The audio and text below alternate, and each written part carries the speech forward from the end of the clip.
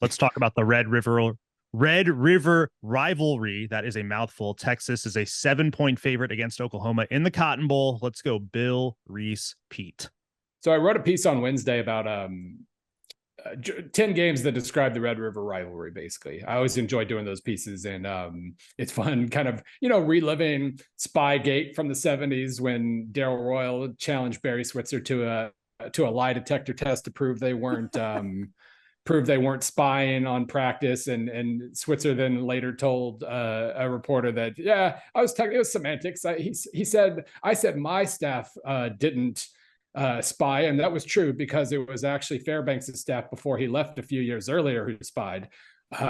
So great stories all around, and it's a weird rivalry. And last time they both were kind of down and playing as unranked teams, the next decade was just nonstop classics and top 10 teams and all that. So it's still going to feel like a big game, even though these two teams are not terrible, but they're both 3-2.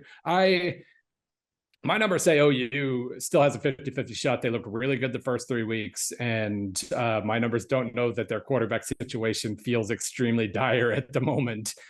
So I'm inclined to lean towards Oklahoma, but man, it's hard. That defense got torched so badly the last 2 weeks. And Hudson Card, never mind the Quinn Ewers, will he return or won't he or whatever. Hudson Card looked like a Heisman candidate against West Virginia. They did not do very well on the line of scrimmage in that game, and they still blew out West Virginia because Card just threw the most accurate passes we've seen all year, pretty much. So everything, any trend you find feels like it's pulling you towards Texas, but that's a lot of points to give a team that hasn't won. That's won like one of the last 7 in the series and 3 out of the last 13, something like that. I'm going to go against every instinct I have and go with OU.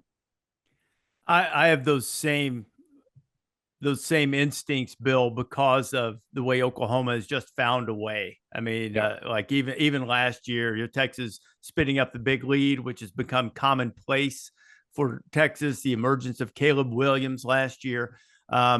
This is the only Big 12 game in which there isn't a ranked team playing. I mean, that's fascinating to me. So it shows it's a different kind of matchup. Not now, when for Texas. And if I knew Dylan Gabriel was going to be good and able to play the whole game, I would definitely go OU. But I don't know that, and I figure Texas has to be due, or what are they, when are they going to win this game? It's a lot of points to give, but I'm going to sort of hold my nose and lay the points and take Texas, mostly because Oklahoma's defense has been so vulnerable to the big play, and the fact that I don't know for sure how Dylan Gabriel is going to be. So if I had a quality control analyst to self-scout my picking of games the past 5 years, it would show certain trends. Mind you, these are just really things in my mind that I've learned I've hated because you can't predict them, right? One is I hate picking North Carolina because they're completely spastic. 2 is military academies are often really hard to project and get a feel for because there's a variance in performance there that I'm sure Bill could quantify, and I'm purely anecdotal. 3 is I've just learned I hate picking Red River because it is just a bonkers game every year. You can streamline analysis and look at trends, but man, there's always some sort of defensive touchdown that comes out of nowhere, special team gashes. It is a game where you really can't get an S+ for the emotion in that stadium. And I know, Reese, you've obviously been to that game. Bill, have you ever been to that game? No, actually. No, it is bonkers. Put it on your bucket list. It is probably my favorite college football game to attend, just for the pure spectacle and scene of it. I remember, I think it was 19 when I was there. Shane Beamer was coaching for Oklahoma, and Urban Meyer was there for Fox. And they both stayed and stood on the sideline. Those guys had seen some stadiums now, right?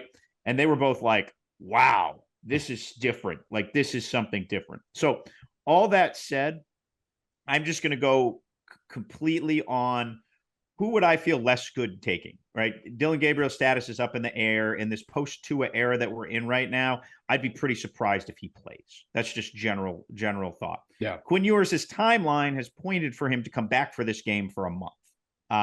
So if Quinn Ewers plays and Bijan Robinson plays and Xavier Worthy plays, I'm going to take Texas, but this game will not be a blowout. Let me be clear about that. Like, there's just zero chance this game ever is a blowout, which means it probably will be. But I'm going to take the Longhorns.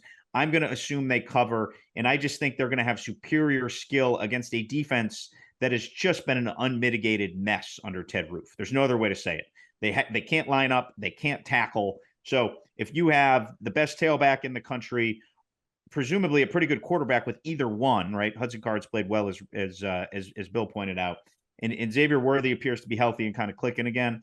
I just feel like I'm going to bet on the skill, because if I don't, I would just be watching that game Saturday and just get like queasy in my stomach.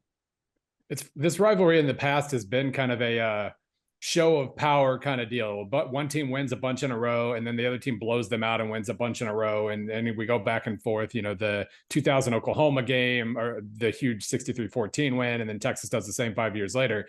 So maybe this is where Texas says, okay, we're seizing control and just destroys them. But it's hard. As many close games as we've seen over the last 10 to 15 years in this series, it's really hard to predict that.